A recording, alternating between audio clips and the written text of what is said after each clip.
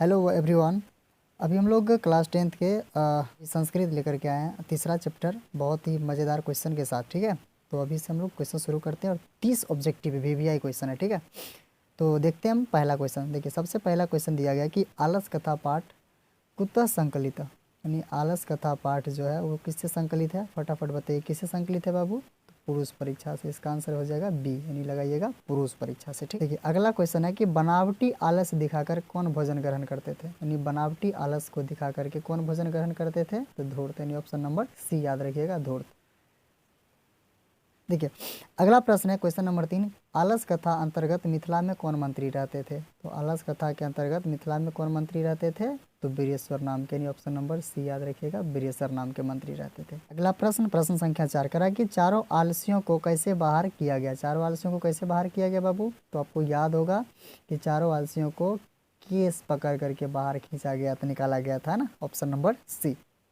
देखिए, question number question number 5 करा कि क्वेश्चन नंबर 5 में कि घर में लगी आग को देखकर कौन लोग पलायन हो गए थे। मतलब जब घर में आग लगा देखा था तो सब कौन लोग भाग गया था, तो धूर्त लोग भाग गया था बाबू। कौन भाग गया था, तो धूर्त लोग भाग। देखिए, क्वेश्चन नंबर 6 में दिया गया स्थिति शंकर मुलाही निकेन ध धावंती जनत्वा, यानी इस उक्ति में पाठ से संकलित, ये किस पाठ से संकलित है, फटाफट बताइए किस पाठ से संकलित है। तो इससे है, तो आलस कथा पाठ से संकलित है। ठीक है, नंबर 7 देखिए, कह रहा है कि आलस कथा में आग लगने के बाद कितने लोग नहीं भागे। जब आलस यानी जब आलसशाला में आग लग गया था तो कितने लोग नहीं भागे थे, फटाफट बताइए। तो 4 लोग नहीं भागे थे। कितने लोग नहीं भागे थे, तो 4 लोग, याद रखिएगा, ऑप्शन नंबर सी। ये प्रश्न संख्या 8 करा कि आलसशाला में आग क्यों लगाई गई थी, यानी आलसशाला में आग क्यों लगाई गई थी, तो आलसियों की परीक्षा लेने के लिए, यानी ऑप्शन नंबर बी, यानी आलसियों की परीक्षा लेने के लिए। ठीक है, दिया गया कि वीरेश्वर कौन था, फटाफट बताइए वीरेश्वर कौन था बाबू। तो वीरेश्वर जो था वो मिथिला के मंत्री थे, ऑप्शन नंबर बी याद रखिएगा, मिथिला के मंत्री। ठीक है, देखिए, प्रश्न संख्या 10 करा कि आलस कथा पाठ किस ग्रंथ से संग्रहित है, यानी फटाफट बताइए किस ग्रंथ से संग्रहित है। तो याद रखिएगा बाबू, पुरुष परीक्षा से, यानी ऑप्शन नंबर बी याद रखिएगा, पुरुष परीक्षा से। ठीक है, अगला क्वेश्चन 11 नंबर दिया गया, कह रहा है कि आलस कथा के रचयिता कौन है। तो आलस कथा के रचयिता कौन है बाबू, तो आलस कथा पाठ के रचयिता कौन है, तो विद्यापति, याद रखिएगा, ऑप्शन नंबर बी विद्यापति। ठीक है, 12 नंबर प्रश्न दिया गया है कि संसार में बच्चों का सच्चा रक्षक कौन होता है, यानी संसार में बच्चों का सच्चा रक्षक कौन होता है, तो वो माता होता है। कौन होता है बाबू, माता, ऑप्शन नंबर ए। चलिए, क्वेश्चन नंबर 13 कह रहा है कि विद्यापति कौन थे, फटाफट बताइएगा बाबू, विद्यापति कौन थे, तो विद्यापति लेखक थे। कौन थे बाबू, विद्यापति लेखक थे। ठीक है, चलिए,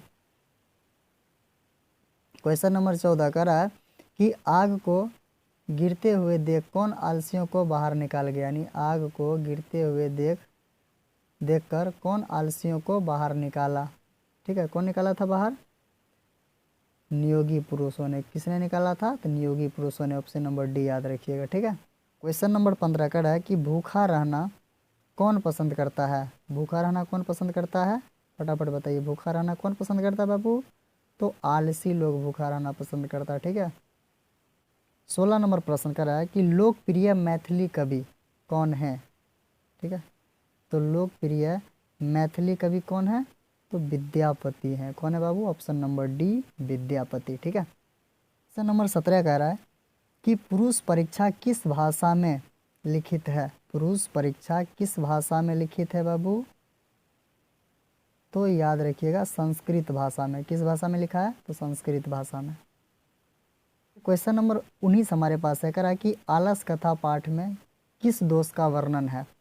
आलस कथा पाठ में किस दोष का वर्णन है, तो आलस दोष का वर्णन, किसका, आलस का वर्णन है। ठीक है, 20वां प्रश्न करा है कि पुरुष परीक्षा ग्रंथ में किस गुण का वर्णन किया गया है। किस गुण का वर्णन किया गया, तो मानव गुण का वर्णन किया गया, ऑप्शन नंबर बी।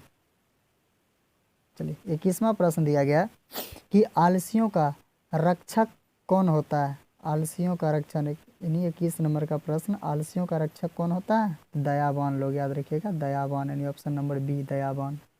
ठीक है, क्वेश्चन नंबर 22 में दिया गया है कि पुरुष परीक्षा किस रूप से या किस रूप में विभिन्न मानव गुणों के महत्व का वर्णन करते हैं, या वर्णन करता है किसने, तो 22 नंबर का जो पुरुष परीक्षा किस रूप से विभिन्न मानव गुण था, ठीक है।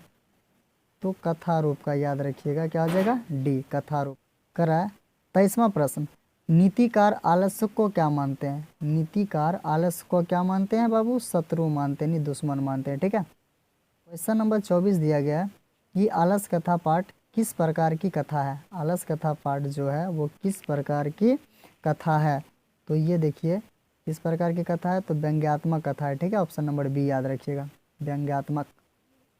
ये क्वेश्चन नंबर 25 का रहा, निर्गतनाम च बाहिरनाम आलोस यह श्लोक किस पाठ से लिया गया है, तो 25 नंबर का आंसर है ना, तो याद रखिएगा 25 नंबर संस्कार, ठीक है। क्वेश्चन नंबर 26 दिया गया कि सारे सुखों का मूल क्या है, क्वेश्चन नंबर 26 यानी सारे सुखों का मूल क्या है बाबू, तो संगठन है, क्या हो जाएगा, ऑप्शन नंबर सी याद रखिएगा, संगठन। करा है कि आलसियों के घर में आग कौन लगवाता है, यानी आलसियों के घर में आग कौन लगवाता है, तो योगी पुरुष लगवाता है, कौन लगाता है, तो योगी पुरुष, यानी ऑप्शन नंबर डी, ठीक है।